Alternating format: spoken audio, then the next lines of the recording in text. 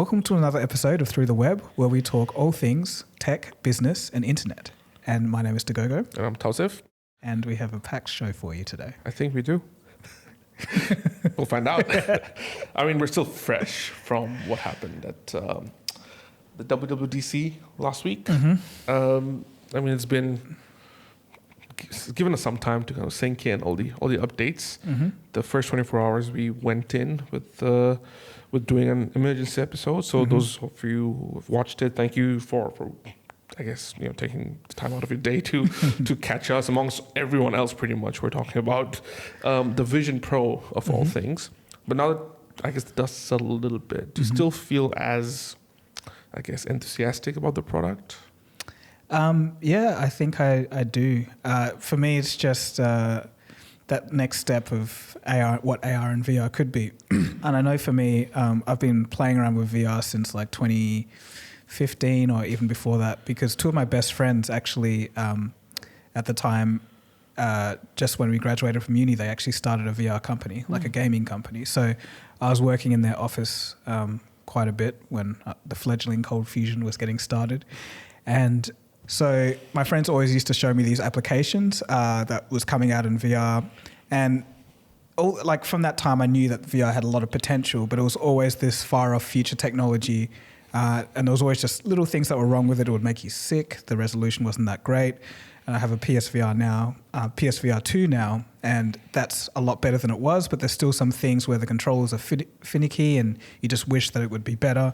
And everything that I saw Apple do just ticked all of those boxes. So I'm still excited about it.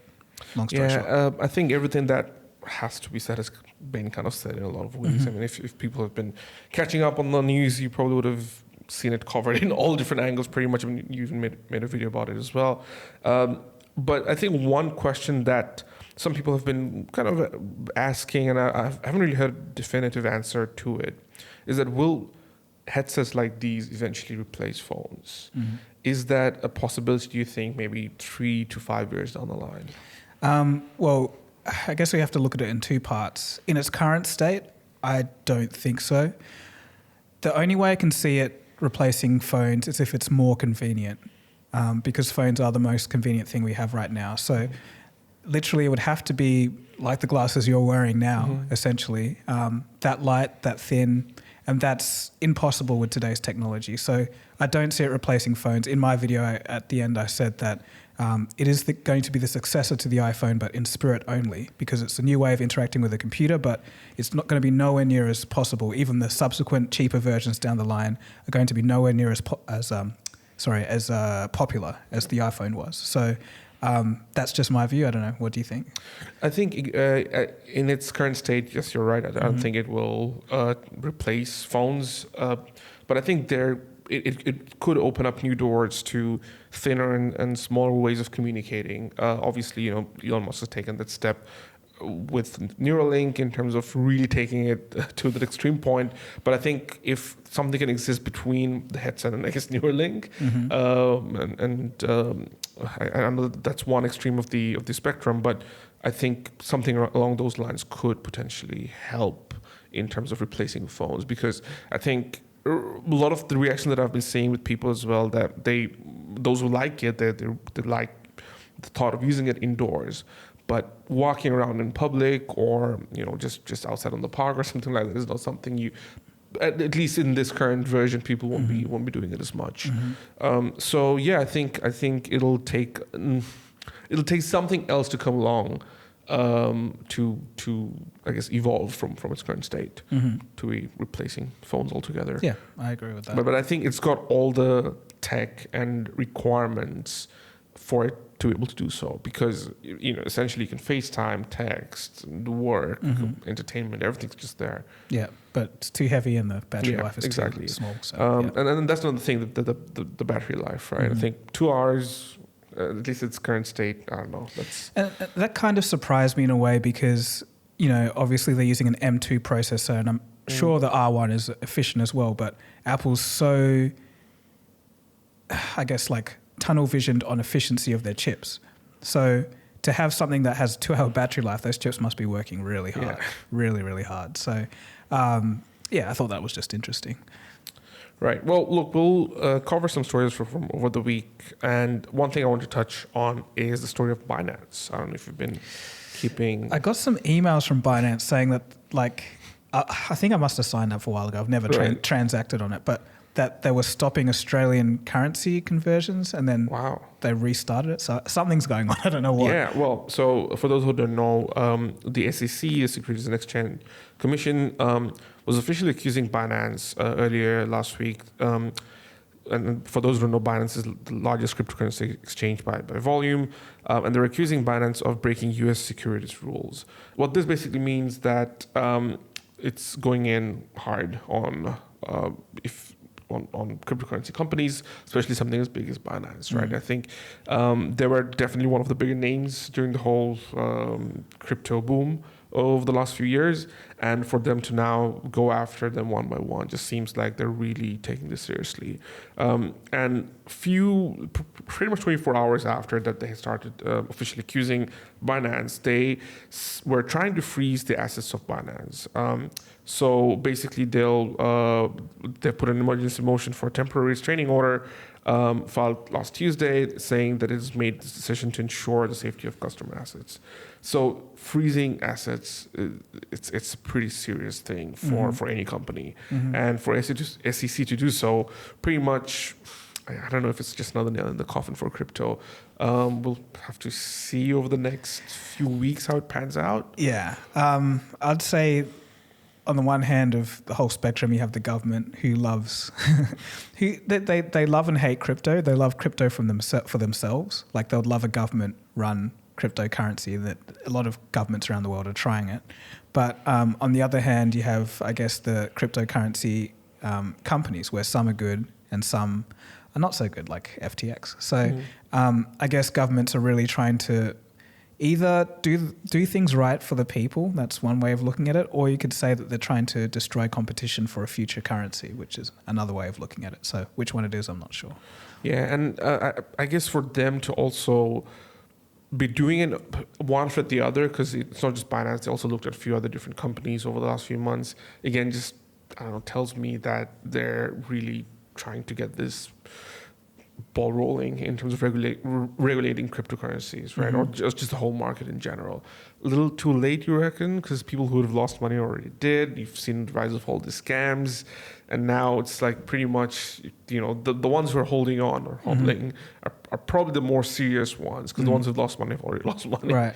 Well, I'm a hodler in that context. And all of this I just see as noise. I don't care. Like it's kind of like, it's the currency. It doesn't matter what exchange, etc. As long as you have your own keys and wallet, don't worry about what's going on. I just see it as another asset class. Really, it's a very risky one. Could go to zero, but it's still an asset class that's different from everything else. So maybe I have a bit of a different perspective, but this kind of stuff doesn't worry me. It's interesting because last week also we saw that Nike had sold around 10,000 NFTs or something. And I think, was it Louis Vuitton or another big company were also putting out like a huge volume of NFTs out there as well. So basically, that again, I think there's still some things happening, especially with these big companies. I don't know if they're kind of continuing because they went so deep into the whole NFT world or the Web3 world, but now it just seems like some of them are still trying to transact in those areas, right? Especially with Nike, I think they gave them access online to certain things if people bought NFTs.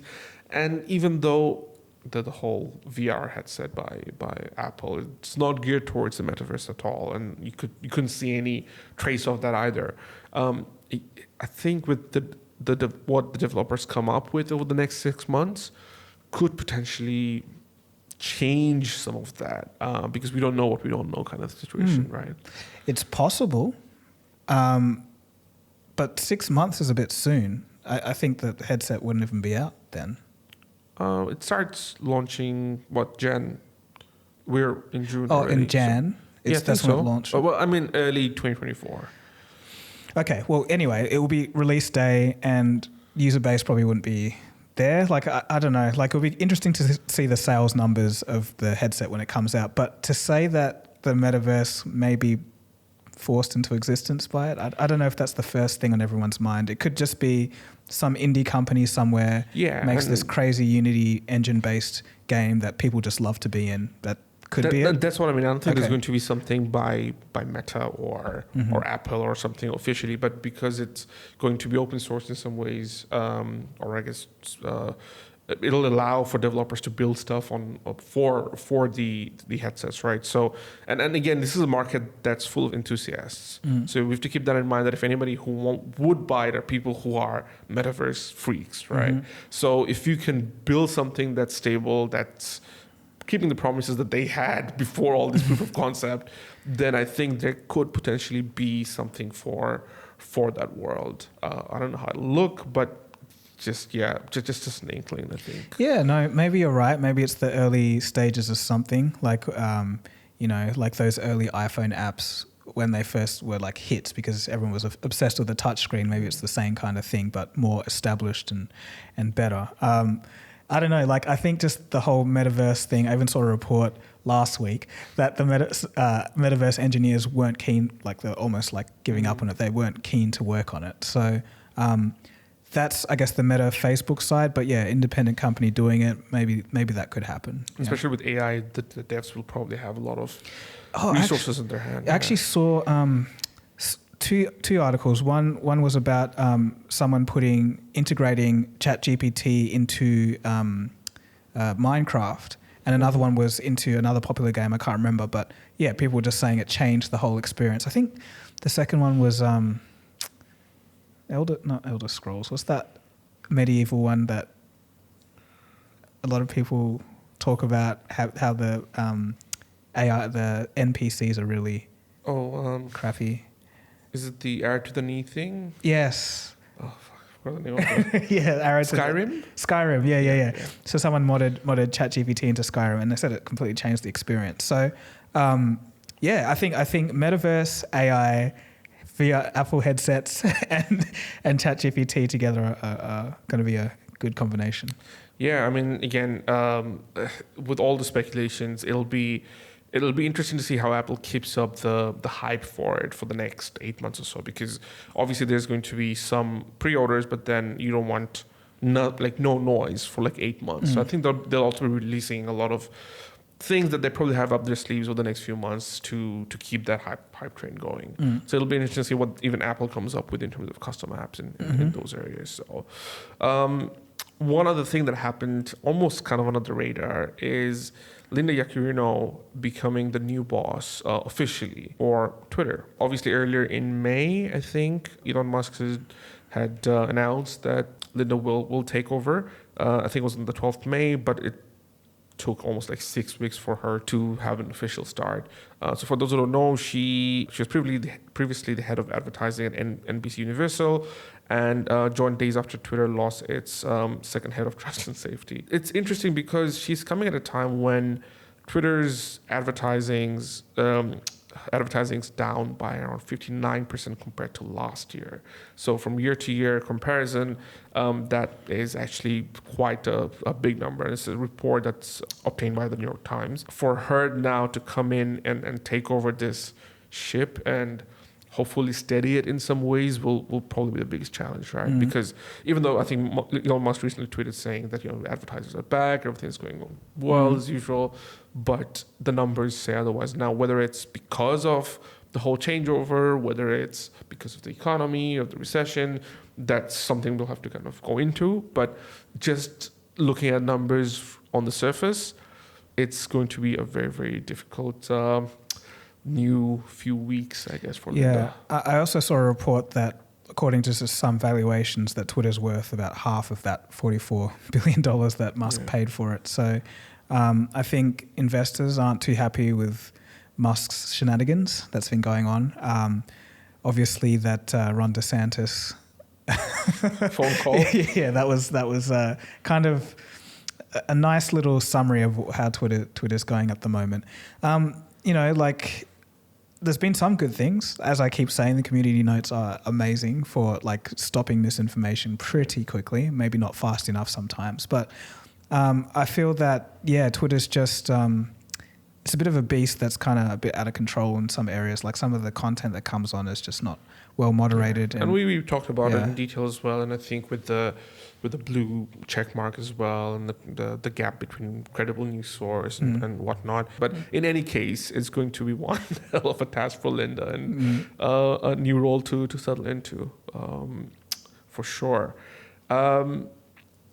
Microsoft this week was also ordered to pay $20 million to U.S. federal regulators after it was found to have illegally collected data on children who had started Xbox accounts. Sounds familiar?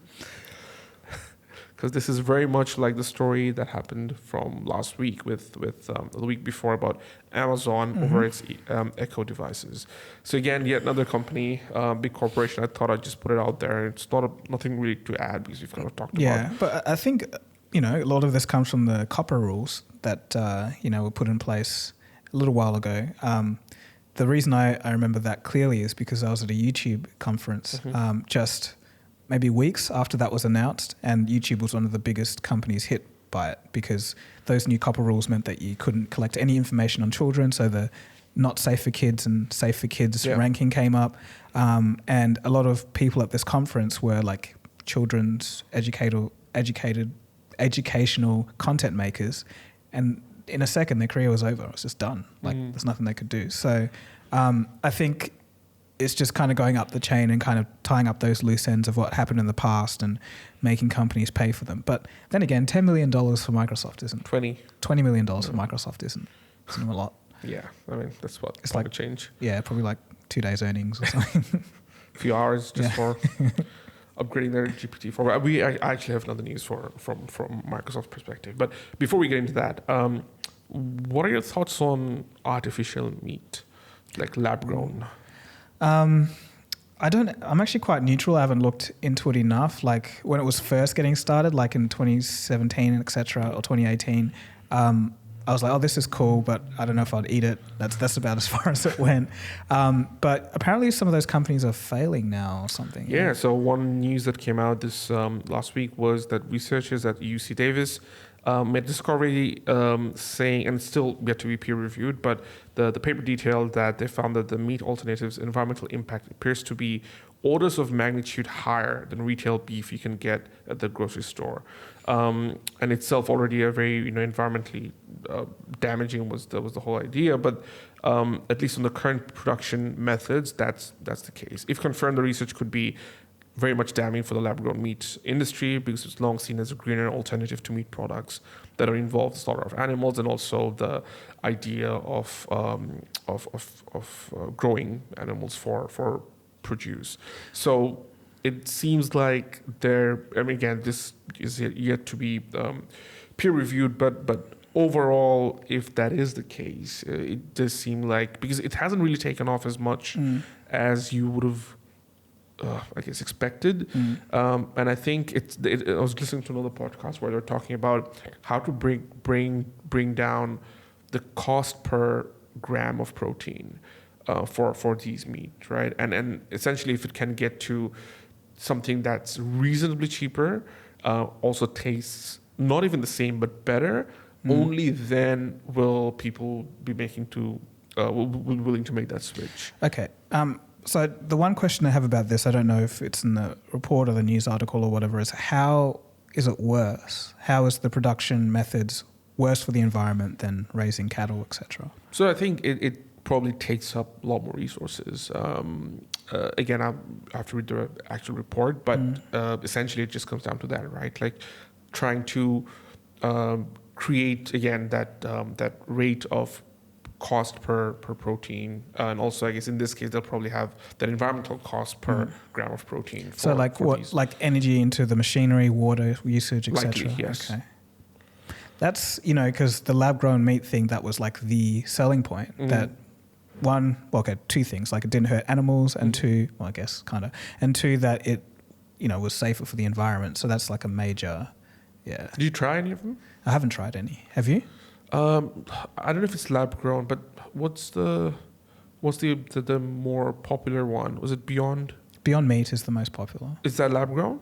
I don't know, but it's artificial meat, so I'm Yeah, not sure. so I think there's different versions because artificial meat's also done through restructuring soy sometimes also. So I've tried that. Okay, and If done really well and hidden with lots of different spices and condiments, only then you can get away with it.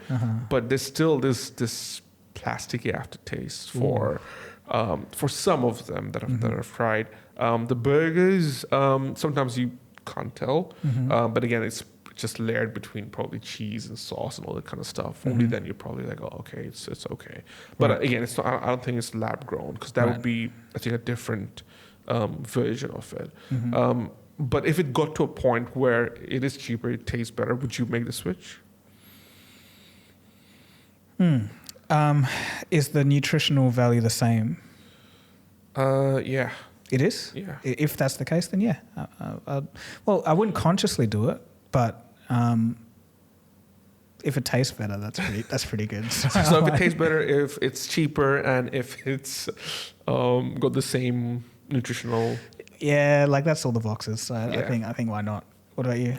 Yeah, I think I would, but I think there's something about, I guess, the less artificial stuff that definitely tastes better, right? And I think also depends on the places. Like for example, beef tastes different in different countries because of what they're fed, etc. What they're fed, the water there, and again, I think there's a little bit of novelty to that in terms of not necessarily beef, but any produce in a lot of ways, right?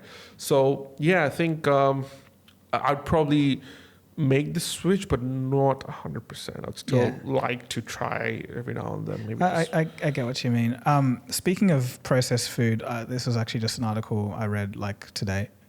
Last week actually, and it was by the BBC, and it was talking about like the effect that processed foods can have on our body. So they did a study with two twins, identical twins, and for a week or 2 weeks, one of them ate like healthier, less processed foods, and another one ate like completely 100% like super processed foods. And then after that week, they measured and everything. The one that ate the healthier foods actually lost weight.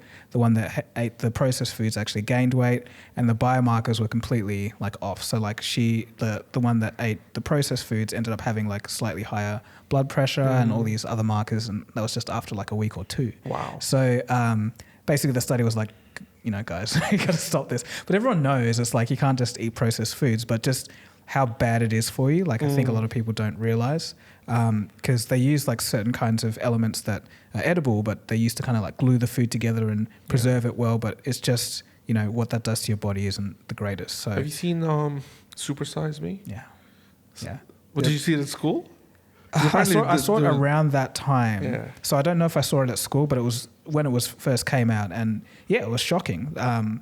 The lengths that guy put himself through to just keep eating McDonald's and how he threw up, I think that really got me.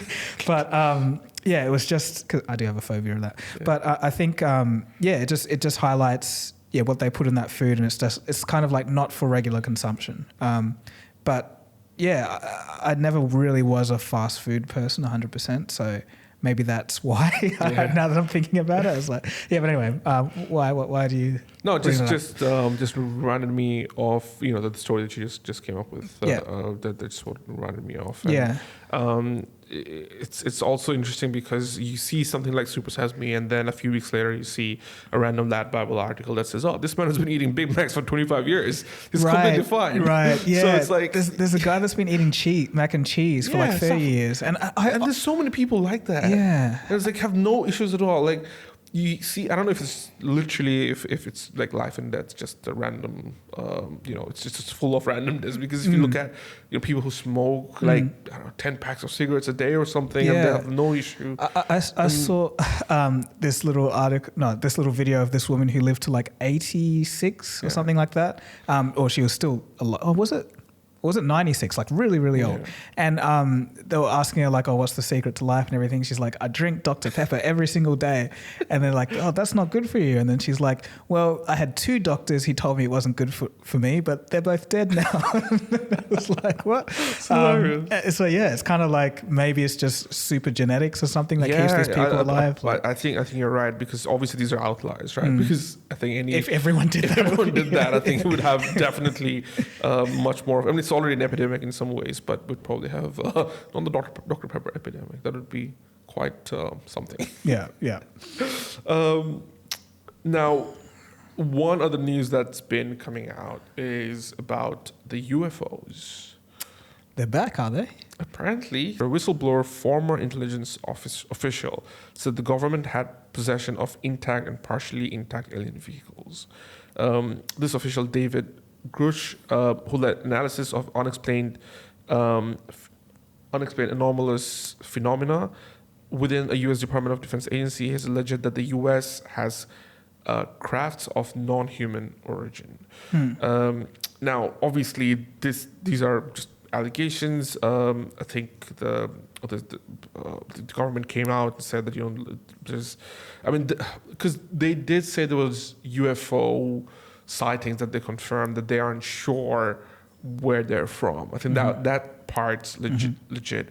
But then this is something that's saying that it's made out of non-human origin, which obviously is the bigger question, right? And I don't think they've confirmed that bit. I'd like to know the background of this guy, like, because obviously his credentials are very high, but maybe he just had one too many somethings and went off the deep end. I don't know, but it's so funny because I remember going down this YouTube rabbit hole and finding this guy who was a bit nuts, and he was like saying he was like this computer scientist and said he had these algorithms that could scrape the web and basically slightly predict the future by the sentiments of what people were saying online. And he was saying that, like, in the next 5 or so years, we'll start hearing about like aliens a lot more. And he called it like the alien deception. And I was like, this is stupid. But then, like, ever since that UFO thing by the Department of Defense, and they showed those images and whatever, like people started talking about it more. I was like, maybe this guy's onto something, but I don't know what it means. He's like some nuts guy, but I just thought it was interesting that more people are talking about it now, and it's not as like weird as it would have been like 10 years ago to come out and say that. Like, and the fact that this guy said that and it's kind of swept under the, it's not a big news cycle. It's kind of like just shows you where we're at. It's like, I mean, that's also another interesting that I found, that people aren't really that bothered about this because I think a lot of people have accepted that there could. I mean, UFO essentially doesn't mean aliens. I mean, let's get that. It could be a bird, but you just can't understand what it is. Or it's a different phenomenon that humans haven't discovered before, right? That's earthly. Has nothing to do with aliens, right? But then there's the whole idea of non-human or non-Earth-based flying objects or made by something that's outside, and that's where things get a little bit interesting. So I guess until that happens, where there's confirmation that aliens exist, there's going to be, I think, like we've been hearing about the UFO but guy. The thing is, like, how do you prove it? It's like, okay, I've got this like secret Department of Defense organization, like subcommittee within the government that has alien spaceships or parts of alien craft that we know are from non-human origin. It's like, how do you prove that? You could show photos, but people are like, That's Photoshop generative fill. Sorry? Photoshop generative fill. Yeah, exactly. It could be AI.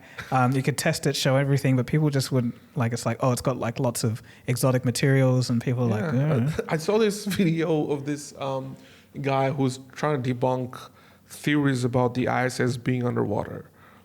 So apparently there's like this big movement that tries to convince people that the ISS is actually underwater, it's the International Space Station. There's actually theories, and I think it stems from the flat Earth stuff. Yeah. Where it's like, no, that's underwater. Yeah. And this is like just this guy trying to debunk the entire, like there's like videos and photos, and that's the thing. And you were right, because what would it take for people to really believe that, okay, something, because in our brains and minds, Hollywood has played such a big part that when we think of aliens, we'll think like Little Green Men, right? Like it'll have to be a corpse of this decaying corpse of this little alien for us to be somewhat convinced. And even then, there's so many like those fake alien photos that go on Facebook and stuff, right? That has some people convinced already. Don't get me wrong.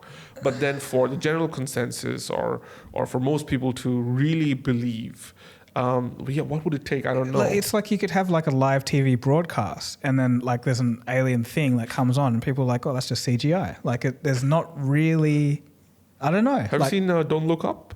Yeah, of course. Netflix, yeah. I was going to say Netflix documentaries. It does feel like a documentary, doesn't it, these days? in ways, yeah. Apparently that video wasn't about COVID. I mean, that movie wasn't about COVID. What was it about? Climate change. It was actually, yes.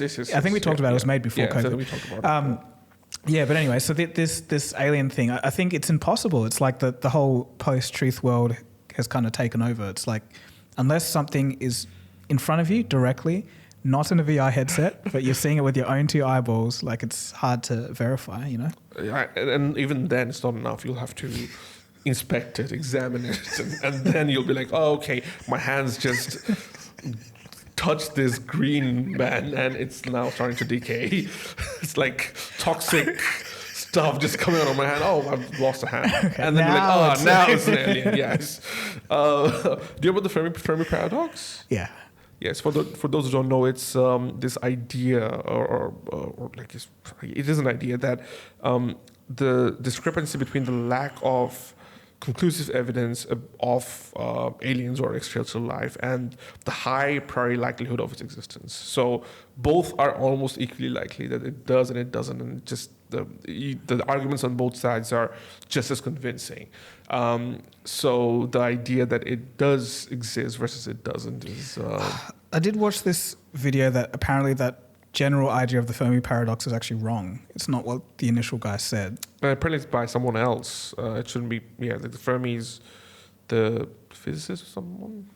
I'm not sure, but now we've got the setup to so I might be talking about my behind, but apparently it was the whole clause was it's supposed to be, or the condition was that aliens have not visited us before, not the fact that aliens exist. So there were two different things. But regardless, I think one of the common theories is that aliens may not exist because, I guess it's just kind of like a certainty or probability that when you get to a certain development in your societal ranking or whatever, or like your intelligence, you end up blowing each other up and killing each other. So it's kind of happened over and over again, but they no longer exist because over the vast expanses of time, they've all blown themselves up. So we also haven't seen a good alien movie in a while. You think about that? Because in the 80s and 90s, you'd have so many Independence Day was pretty recent, wasn't it? You're probably right. There's probably a whole bunch of B-grade movies out there, but a good alien movie, I think it's time. I think we need another one.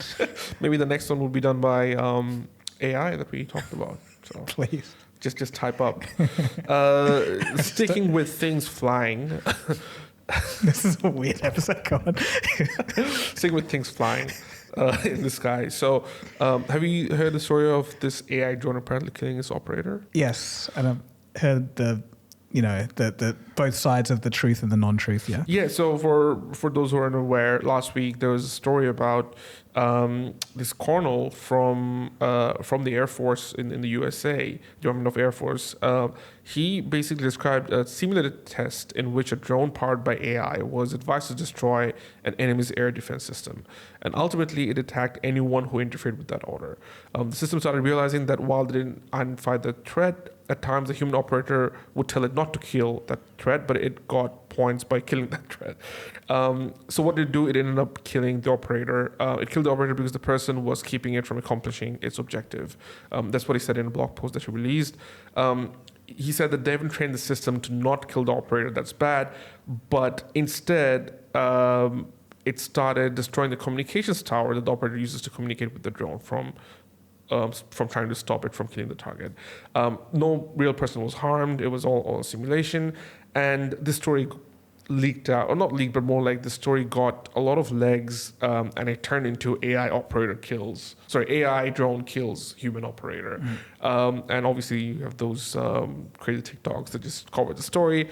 And it turns out that the US Air Force spokesperson came out and denied all of this, saying that none of the simulation took place, and apparently the person called Dr. Hamilton misspoke, and he also came out saying that, yeah, I misspoke. This is something that was a hypothetical situation, which kind of made the whole thing a little bit more sketchy than it needs to be. But given that where it's at, it just seems like stories like this will, again, just has people's curiosity going back to that whole idea of Hollywood, of robots taking over and AI killing humans and all that kind of stuff. And the more you, I guess, get into that kind of zone, the more people will, I guess, buy that kind of stuff. Yeah, I think that's for the side of people buying it. But for this, as for the story itself and what he told, to me it just sounds like a slight tweak of the Paperclip problem. Like you've heard of that, right? No.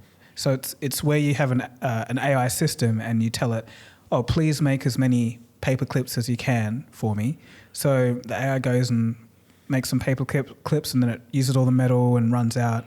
And then it's like, oh, there's other stuff here I could use. And then it ends up turning people into paper clips and everything else into paper clips until the whole world is just paper clips. That's like quite a famous example of AI going rogue. You give it a goal, it's not clearly defined, and it acts in ways that you don't expect. So I think he kind of just tweaked that story and did it for that. So yeah, well, that makes sense. I think we're in that AI zone now in this whole episode, which I think we also decided to call it like with rabbit hole or something. Yeah, we need to have a name for a part of the podcast where we kind of go rogue. And yes, we just start talking about stuff. But we're definitely talking about AI stuff in this part of the podcast because the next story is also about AI. It's actually about Bing. I'll just read this verbatim from an article on The Verge by someone called Sean Hollister. I think he's a journalist there. He said that it was time for me to download the Google Chrome on a new Windows 11 computer. That's just how the article starts. Okay. It's hilarious. But it was time for me to download the Google Chrome on a new Windows computer. I typed Chrome into the Microsoft Edge search bar. I was greeted with a full-screen Microsoft Bing AI chatbot window, which promptly told me it was searching for Bing features. I picked my jaw up from the floor and tried again. Same result every time. Same exact text too. And the thing is, this is clearly not Microsoft's GPT-4 Power Chat at work. It's a completely canned interaction. I get it to work on a different computer across the country, and a colleague tells me that he saw the same thing setting up his wife's gaming laptop. Microsoft just gave itself a full screen ad in search results by faking an AI interaction. And in this search result, Microsoft was choosing its own product instead of respecting its users' intent. Just seems something that Microsoft would do. I don't know, like Bing is cool and all, but I think the way that Microsoft goes about some things is very scummy. And so, for example, like Windows always wanting to install updates, that really got to me. Also, the Bing like in Bing, the browser, when you have all these stupid charms on the side, like you have like games and whatnot, and it just looks so tacky, but it's just there because they want to advertise more stuff. But this doesn't surprise me at all. I think it's just maybe the whole hype over being the only search engine powered by AI is no longer the only one in town. So maybe they're getting a little desperate. Yeah, and it just feels like something that, again, like I said, Microsoft is known to really push their products on its customers or people, right? But stuff like this, it makes it hard for us to take Microsoft seriously because, again, when we wanted to get access to Bing's first version with the Chat GPT, we're powered by OpenAI's Chat GPT, we were like, how can we get it? And it's like, you have to download the app, you have to get in line using the Outlook email. It's like I don't want to be doing all that kind of stuff, right? And again, you have to have the product speak for itself because otherwise you can't really force feed people to get. And it's something it does the opposite. Exactly, and it's something they haven't learned. I know we aren't, and some people say, we almost sound like Apple fanboys, but that's something Apple does. There's Google too, guys. Exactly. In some ways, Google doesn't do that as much even. So again, this seems like such a Microsoft issue. Yeah. Maybe it's just the DNA left over from Bill Gates when he used to like force his hand on competition and crush them, and the whole Internet Explorer and Netscape Navigator, that kind of thing. I think Microsoft is just a very forceful company. And in terms of how OpenAI even was like put under pressure to just release everything just ahead of everyone else, like I think that's just the way that they work. It's work fast and force people to get stuff instead of work fast and break things. Look, at this part of the podcast, we're kind of structured it a bit differently. So what we'll ask you is what you've watched this week. So one thing I watched was this guy who made like a little 5-minute video on one part of the Apple keynote, which everyone missed. It was like a small little detail where Apple was playing this game. In the presentation, there was a MacBook playing a game. In the top right, you could see like one of those CPU monitors, and one of the text said like DirectX 12. So it's showing that Apple's actually translating DirectX 12 graphics on the Mac locally instead of having to do it through this translation layer and everything, which would be absolutely revolutionary for Mac gaming, because right now everything on the Mac doesn't support DirectX 12, which all games on Windows basically use, all modern ones anyway. So this was actually a major announcement, and by itself could change the landscape of Mac gaming, but everyone missed it because of the virtual reality stuff. Yeah. So I thought that was cool, and I'm looking forward to seeing what Apple Silicon can do, because a few more games are actually coming, like No Man's Sky that's been ported, and Stray is coming, if you remember that game. And just the fact that it's going to be running locally, I think is pretty exciting. Cool. Anything else you watched? No? Nope. Nothing. I think we're out. I think that's it. Okay. What about you? I watched this video about a lot of these athletes based in Norway. They run for 24 hours in an indoor stadium in circles. That's called an ultra marathon, and it's called the Bislett 24-hour indoor challenge, and it's held in the basement of the Bislett Stadium in Oslo, Norway. And it basically has all these people just running in circles for 24 hours as part of a marathon. And some of the numbers that they do in these 24 hours are incredible. They see and this video is basically this guy who himself is a runner who visited that place trying to really understand what's the motivation for you wanting to do it. And for most of them, it was like the ultimate test of their capabilities of their human bodies. Somebody who did 117 kilometers by the end of the event, just this is just this is the toughest thing that I do every year. This is something I look forward to every year because it sets me up for the rest of the year, kind of thing, and it just centers their life around it.